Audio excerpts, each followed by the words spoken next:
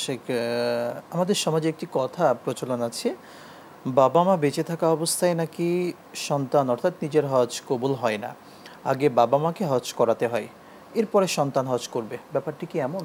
সম্পূর্ণ ভুল এবং একটা অসত্য কথা এটা। জি বরং হজ হচ্ছে একটা ইনফেরাদি আমল। জি কারো যদি হাওয়াইজে আসলিয়া বলা হয় যে নিজের পরিবারের খরচ বাদে মক্কা মদিনাতে এই সময়ে যাওয়া আসার মতো এবিলিটি তার থাকে, তার উপরেই হজ ফরজ। হজের জন্য 3 মাস, শাওয়াল, জিলকদ, জিলহজ, এই 3 মাসে যার কাছে এই অর্থ থাকবে। কারো ডিপিএস ম্যাচিউরড হয়ে গেল, কেউ এই সময় আপনার রিটায়ারমেন্টে গেলেন, কিন্তু বিপুল অঙ্কের একটা প্রভিডেন্ট ফান্ডের পিএফ ফান্ড বলে এটাকে, এই ফান্ডের একটা টাকা পাবেন।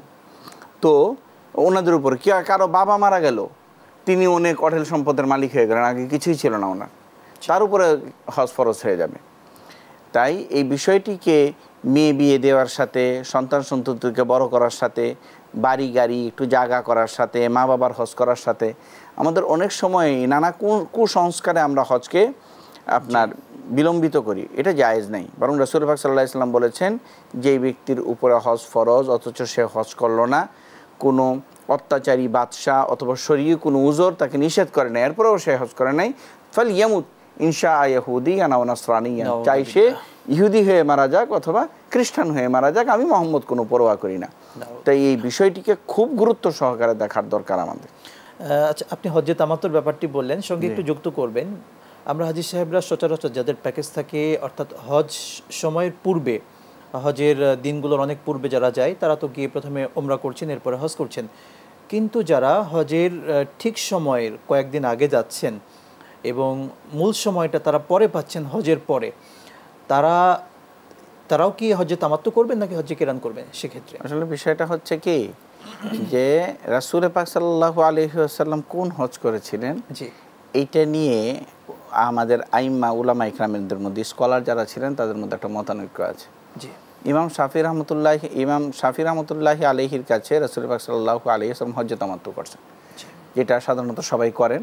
ইহরাম বেঁধে যান, ওইখানে যে হালাল হয়ে যান, তারপরে আবার নতুন করে ইহরাম বাঁধেন, এবং এটাকে উনি উত্তম বলেছেন। আর ইমাম মালিক রহমতুল্লাহ আলী বলেছেন যে না, রাসূল পাক সাল্লাল্লাহু আলাইহি ওয়াসাল্লাম হজ্জে ইফরাদ করেছিলেন। হজ্জে ইফরাদ হচ্ছে শুরুতে যে কোনো উমরা নাই, শুধু হজ করবেন, শুধু হজ করবেন, হজের জন্য অপেক্ষা করবেন যেই কয়দিন থাকবে আগে।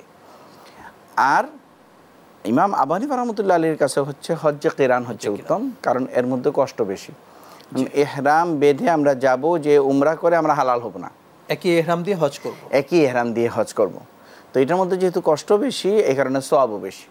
তো আমাদের বাংলাদেশের অধিকাংশ আমাদের মানুষ হচ্ছে হানফি মাযহাবের। তাই কেউ যদি দেখা যায় যে 2-1 দিন আগে বা 4-5 দিন আগে শেষ ফ্লাইটে গেলেন উনি, তাকে আমরা উদ্বুদ্ধ করব এটা যে আমাদের এই ভাই বোনেরা যাতে হজ্জে কিরানই করেন। হজ্জে কিরান করলে ইনশাল্লাহ এটা আপনাদের জন্য উত্তম হবে।